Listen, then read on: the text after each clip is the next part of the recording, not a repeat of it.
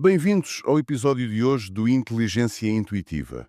O tema é: o cérebro precisa de prever o futuro. É um grande tema, sem dúvida. Pois é, nós estávamos aqui a beber café agora mesmo e a pensar exatamente nisso, não é? Exato, foi mesmo aquela conversa de café antes de começarmos a gravar.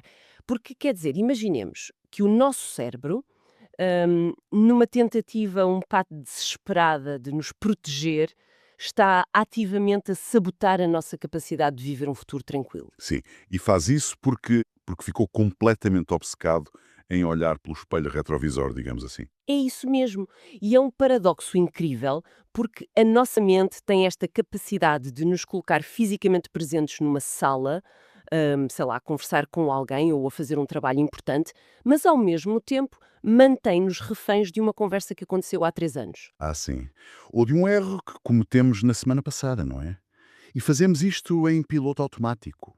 Quase como se fosse a única forma possível de existir, vivermos presos lá atrás. Nem mais. Eu costumo dizer que é como estarmos a pagar renda para viver no presente, mas passarmos os dias todos fechados no sótão a olhar para caixas antigas, percebes? Boa analogia. É exatamente isso. Portanto, o conceito que vamos explorar nesta nossa análise de hoje é precisamente este. Quando o foco está permanentemente virado para a memória, torna-se literalmente impossível ver o que está 1 milímetro à nossa frente. Completamente impossível. E a nossa missão é tentar perceber de que forma este apego ao passado nos cega para o presente e nos aterroriza em relação ao futuro. Mas a minha primeira questão para iniciarmos esta missão é mesmo porquê? Quer dizer, nós não somos biologicamente programados para nos autodestruirmos ou, sei lá, para nos deprimirmos de propósito. Qual é o mecanismo que nos faz cair nesta armadilha tantas vezes? Hum. Para percebermos isso, temos de ir à base de como a nossa mente opera. O cérebro é, na sua essência, uma máquina de previsão altamente eficiente. Certo. Foi desenhado para nos manter vivos com o menor gasto de energia possível. Para não termos de processar cada nova situação como se fosse a primeira vez que a enfrentamos, o cérebro cria atalhos. Ele vai buscar os fecheiros todos? Pega no arquivo das memórias passadas, categoriza as experiências e usa isso para prever o que vai acontecer a seguir. Portanto, o passado é o algoritmo de sobrevivência original. Ok, mas vamos lá desconstruir isto fazendo aqui um bocadinho de advogada do diabo. Usar o passado como base de dados não é apenas útil, é vital. Claro que sim. Quer dizer, se eu queimei a mão no fogão quando tinha 5 anos, o meu cérebro faz um trabalho espetacular ao disparar um alarme sempre que eu me aproximo de uma boca de fogão acesa. Nós precisamos da memória do fogo para não nos queimarmos todos os dias.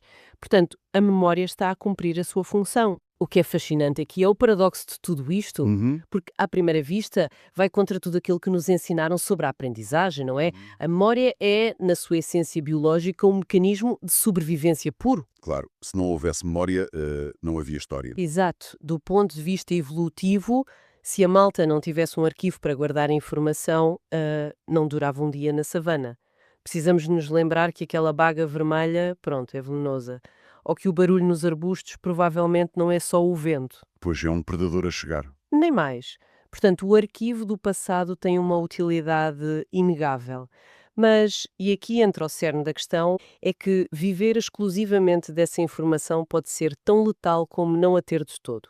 Epá, espera aí. Sa- Isso soa fantástico do ponto de vista filosófico, mas na prática parece um bocado perigoso. Onde é que traçamos a linha entre aprender organicamente com os erros e ficar refém deles? É a pergunta de 1 milhão de euros. Pois, porque tentar antecipar o amanhã com os lentes de ontem é essencialmente estar a viver fora do tempo. Essa é a distinção fundamental. A linha traça-se naquilo que a neurociência chama de hum, codificação preditiva. Ok? É aqui que a coisa se torna verdadeiramente mecânica e foge da mera filosofia. Repara, o cérebro consome cerca de 20% de toda a energia do nosso corpo. Uau, 20% é imenso. É um custo metabólico brutal.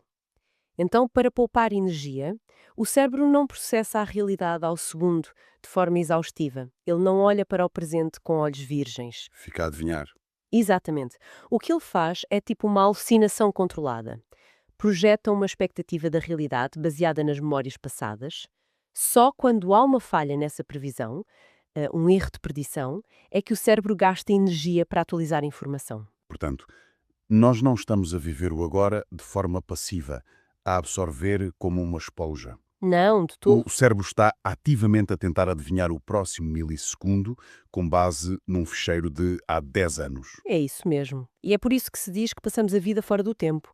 Se a mente está constantemente a antecipar o que aí vem, baseada em dados antigos, nós estamos, cognitivamente, a habitar no passado. A tentar forçar o passado a encaixar no futuro. Exato. O único tempo real que existe, o presente incerto, é completamente ignorado até que algo corra muito mal. É fascinante pensar nisso dessa forma mecânica. Transforma o cérebro numa máquina de previsão estatística, viciada em dados desatualizados. É uma boa imagem. No fundo, andamos só a projetar velhas memórias no ecrã em branco. Nem mais. Aqui temos de ir novamente à psicologia evolutiva e ao viés de negatividade. O cérebro não valoriza as memórias boas e as más de forma igual, percebes? O mal pesa sempre mais. Sempre. Se os nossos antepassados ignorassem uma oportunidade de comer, ficavam com fome, mas sobreviviam. Se ignorassem um sinal de perigo, morriam. Logo, o cérebro está programado para hipervalorizar o trauma e a dor. Uhum. Quando o nosso passado foi marcado por eventos dolorosos, esse passado não fica apenas ali armazenado numa gaveta. Ele transforma-se num GPS rígido, super autoritário. É um sistema de navegação que entra em paranoia total. Precisamente. A lógica subjacente é de proteção. Isto doeu muito no passado, portanto vou garantir que não dás um único passo numa direção semelhante. Mas isso paralisa-nos. Esse é o problema. O futuro incerto exige dar passos no escuro. Só sabemos o passo seguinte depois de o dar. E quando o GPS está formatado pela dor? O resultado não é precaução sensata. É falta de coragem, medo crónico, é paralisia. O medo bate de tal forma que o carro simplesmente para. Porque o desfazamento entre o que vês no espelho e a estrada à tua frente causa vertigens. Exato. A paralisia impede-nos de dar um único passo. E a tragédia dessa paralisia é que é alimentada por uma falsa premissa. Travamos porque acreditamos que o ambiente é estático. Se eu não olhar para trás, caio no mesmo buraco de ontem. Mas o buraco já lá não está. Exato. O que parecia uma verdade absoluta ontem, hoje já mudou de forma. Mas a mente tenta convencer-nos do contrário. Tenta categorizar eventos repetitivos para poupar a tal energia. Acordar, ir para o escritório, ter a mesma discussão, parece um loop. Mesmo que vivamos o mesmo acontecimento 10 vezes, ele nunca é totalmente igual. Sim, o nosso cérebro reescreve as conexões físicas todos os dias. As tuas sinapses hoje são diferentes das da semana passada. Essa ponte entre a filosofia e a ciência é fantástica. Se as redes neurais mudam e o ambiente muda, o retrovisor é a estratégia mais ilógica de sempre. Como podes navegar o amanhã com o mapa de ontem, se o terreno e tu próprio já mudaram? Não podes. Não podes. Tentar encontrar conforto na fixidez quando somos seres desenhados para a fluidez é a raiz da ansiedade atual. Se ligarmos isto ao panorama geral do que temos vindo a debater, a grande conclusão deste mergulho é sobre o que é realmente a segurança. Adivinhar o amanhã com as lentes de ontem só gera medo e paralisia. E então onde está a solução? A verdadeira coragem está em abraçar o erro, aceitar a fluidez irrevogável e confiar no próximo passo. É não ter todas as respostas e, mesmo assim, avançar. É desligar o excesso de processamento e focar no óbvio. Isto deixa-me com um pensamento provocador, para quem nos ouve explorar. Se a vida está sempre a mudar e se não podemos confiar na memória para prever o próximo obstáculo, talvez a solução não seja tentar construir um barco melhor baseado no passado. O que seria, então? O instinto básico de sobrevivência depende inteiramente disso. Mas o que é fascinante aqui, e é onde a engrenagem encrava, é quando pegamos nesse mecanismo rudimentar, que serve para o fogão quente ou para fugir de um perigo físico, e o tentamos aplicar a cenários emocionais ou profissionais que são muito mais complexos. Pois aí a coisa muda de figura. Muda, porque o perigo surge quando deixamos de usar o passado apenas como um arquivo de lições aprendidas e passamos a usá-lo como uma espécie de bola de cristal infalível para o futuro. Uma bola de cristal, gosto muito dessa imagem. Porque lá está, é a diferença entre dizer eu aprendi com um erro financeiro no passado e dizer eu vou falir em todos os negócios que abrir porque aquele primeiro correu mal. Nem mais. É isso mesmo. Nós tentamos adivinhar os capítulos seguintes de um livro, baseando-nos obsessivamente no facto de a personagem ter tropeçado no capítulo 3. Exatamente. E ao fazermos isso, assumimos que as circunstâncias são completamente estáticas. Quando usamos ativamente o passado como predição cega, o que estamos a dizer ao nosso cérebro é que o futuro não é um espaço de possibilidades, mas sim uma repetição inevitável do que já sofremos. E viver amarrado a essa falsa bola de cristal retira-nos completamente a nossa capacidade de adaptação. E nega a realidade do tempo também, não é? Sim, nega uma verdade absoluta da vida, a total imprevisibilidade do futuro. Ao tentarmos prever tudo com base no passado, estamos literalmente a viver fora do tempo. Não estamos no presente. E vamos ser brutalmente honestos em relação a essa bola de cristal, porque ela tem uma taxa de acerto péssima, e eu deixo este desafio para reflexão de quem nos ouve. Pensemos bem nisto. Quantas pessoas no mundo podem, com total honestidade, afirmar que já acertaram mais vezes nas suas previsões sobre a própria vida do que erraram? Muito poucas, acho eu. Ou alguém conseguiu alguma vez seguir à risca aquele plano imaculado que delineou aos 20 anos? Aquela lista clássica de aos 25 tenho um emprego de sonho, aos 30 compro a casa, aos 32 caso. Ninguém? Ninguém, de facto. A resposta prática é que quase ninguém o consegue fazer. O universo não tem qualquer obrigação de respeitar a nossa folha de cálculo, não é? Pois não. E isso levanta uma reflexão muito profunda sobre a forma como habitamos o tempo. Quando a nossa energia mental está toda focada em vasculhar fecheiros antigos para tentar antecipar e controlar cada movimento futuro, nós deixamos literalmente de existir no tempo real. Negamos a realidade do agora para tentar domar algo indomável. Mas nós detestamos essa imprevisibilidade. O cérebro humano lida muito, muito mal com o desconhecido. Queremos desesperadamente ter o guião do filme antes de nos sentarmos no cinema. Mas se a tentativa de prever o futuro através de um passado que já acabou é uma ilusão que falha constantemente, nós temos de olhar para os danos colaterais disto. E os danos são grandes. São. E é aqui que a conversa ganha um peso maior, acho eu. Porque uma coisa é tentar prever o futuro com base numa infância maravilhosa e cheia de sucessos. Mas outra coisa, muito mais devastadora, é quando a base de dados do nosso passado está cheia de dores, trauma ou fracasso. E aí entramos na mecânica da paralisia. O medo de confiar no futuro incerto torna-se avassalador quando a lente através da qual o olhamos foi moldada por experiências duras. Se o nosso passado foi marcado por rejeição ou por quedas enormes, usar esse passado para tentar decifrar o que aí vem transforma-se numa prisão psicológica com paredes muito grossas. Claro. O cérebro, para nos poupar uma dor semelhante, começa a emitir sinais de alerta constantes. Mesmo quando não há perigo nenhum no horizonte. Exatamente.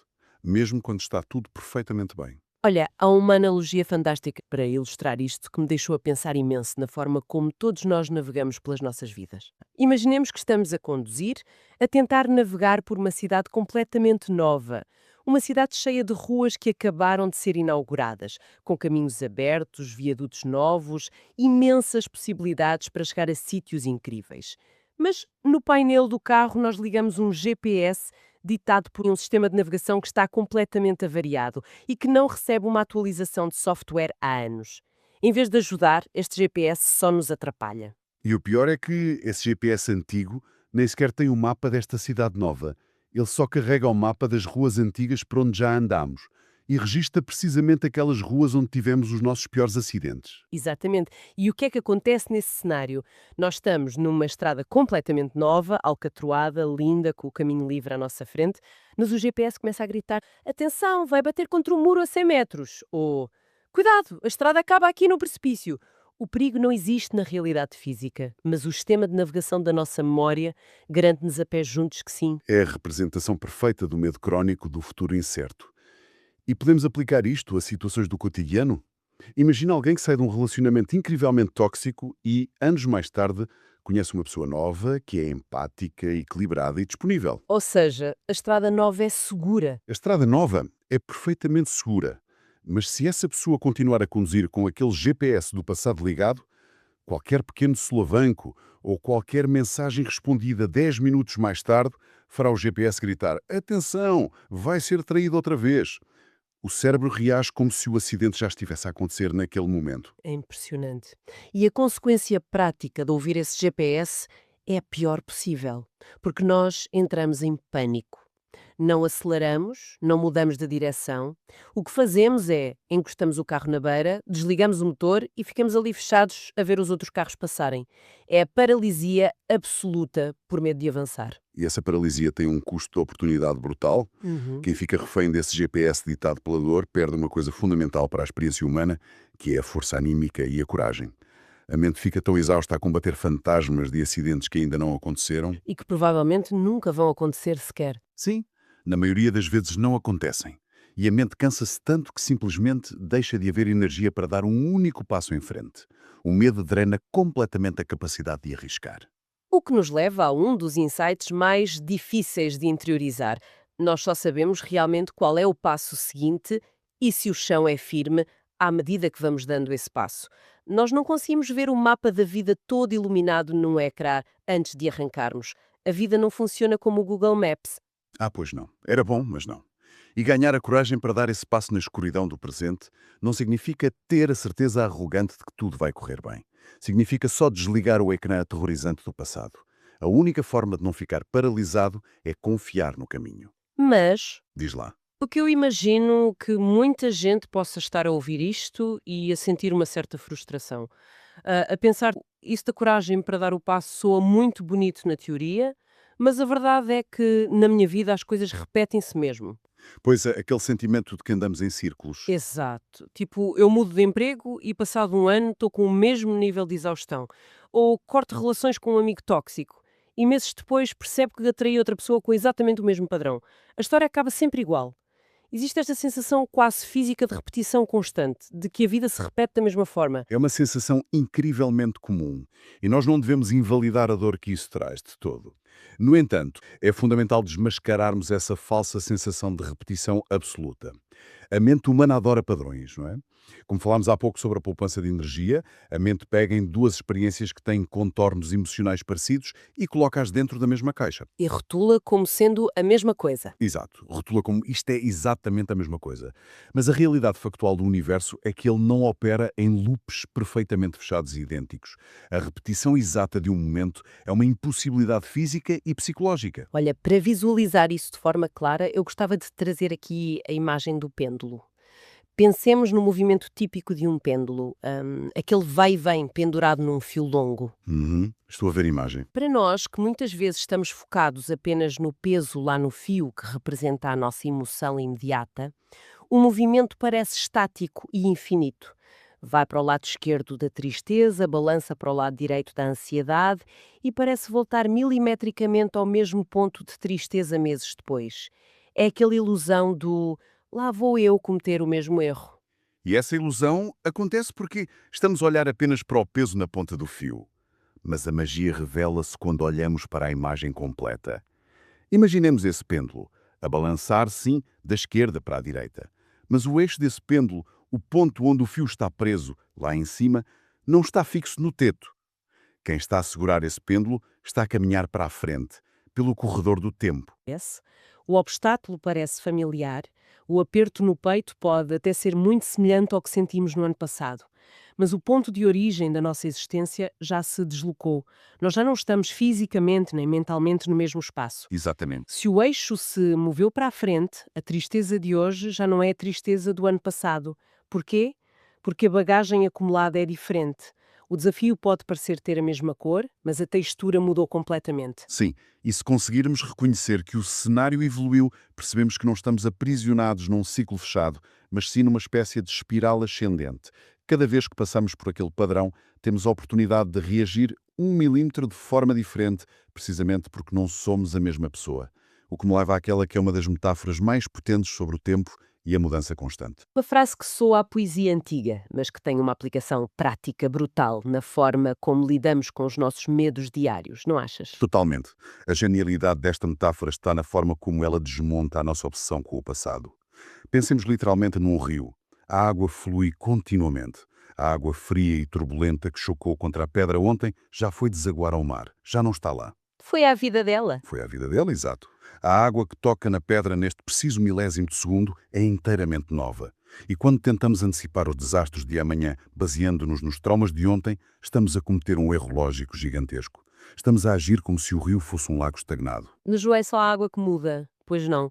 A pedra também sofreu alterações. Quer dizer, se eu for a pedra no fundo desse rio, a força daquela água que passou ontem tirou uma aresta afiada. Mudou uma forma. Se nós sobrevivemos a um desafio gigante há 5 anos, as pessoas que somos hoje têm cicatrizes diferentes, têm uma resistência diferente e, acima de tudo, têm uma perspectiva moldada por terem resistido a essa mesma corrente. É precisamente esse lado mais negligenciado desta equação. Nós focamos-nos tanto no medo de que a água, ou seja, os problemas externos, as crises, as pessoas más, voltem a afogar-nos, que nos esquecemos que a pedra, que é a nossa capacidade de resiliência interna, já não é igual, já mudou. Pois, E, portanto, ter medo não faz sentido. Ter medo de um futuro incerto, com base numa memória passada, é irracional, porque as pedras e água de amanhã já não são as mesmas de ontem. As circunstâncias de amanhã são inéditas e a armadura que levamos para lidar com elas também foi forjada de novo. Tudo flui. Tudo está num estado de renovação perpétua. bem, então, o que é que isto tudo significa? Vamos tentar agrupar isto, porque temos aqui um retrato muito complexo da natureza humana. Passamos grande parte do nosso tempo presos nestas salas de arquivo mental, assustados com caminhos novos, porque insistimos em conduzir guiados por um GPS que só conhece ruas onde tivemos acidentes. É um bocado trágico visto assim. É, não é? E no meio deste pânico todo de estarmos presos num ciclo vicioso, esquecemos de que o eixo da nossa vida já andou para a frente e de que o rio onde estamos mergulhados se renova a cada segundo. Portanto, a grande pergunta final é como é que saímos do estado de paralisia na berma da estrada? Eu acho que o que fazemos com isto é uma mudança de paradigma essencial. É, no fundo, o culminar desta nossa análise e talvez seja a semente mais provocatória que podemos deixar para quem nos ouve pensar durante a semana. Estou curiosa, diz lá. Se a premissa de que a água do rio nunca passa duas vezes pela mesma pedra for assumida como uma lei da nossa existência, isso significa que a versão de nós próprios que vai enfrentar os desafios de amanhã nunca é a mesma versão que sofreu e chorou no passado. Nós somos atualizados quase sem darmos por isso, não é? Completamente. Nós transportamos o conhecimento da dor sem precisarmos de viver constantemente a antecipação dela. Talvez o futuro não seja um lugar a temer. Talvez não seja um beco escuro cheio de monstros do passado. É o quê então? Talvez seja apenas a primeira página de um livro onde ainda não escrevemos absolutamente nada. Uau! E essa página em branco é, ao mesmo tempo, aterradora e incrivelmente libertadora. Exato. Depois de desmontarmos estas peças todas, parece-me claro que paremos de distorcer o nosso pescoço ao olhar para trás. A felicidade não consegue sobreviver se estiver a olhar por cima do ombro, a vasculhar memórias para tentar adivinhar quando é que o próximo desastre vai acontecer. Nem mais. A felicidade não se encontra na previsão perfeita, nem no tal plano de vida imaculado que falámos há pouco. Ela olha de frente. A felicidade, no seu estado mais puro, olha exatamente para o passo que estamos a dar neste preciso momento. Espero que tenham gostado. Obrigado por estarem aí. Não se esqueçam de seguir o canal, isso é mesmo importante para nós. Até breve.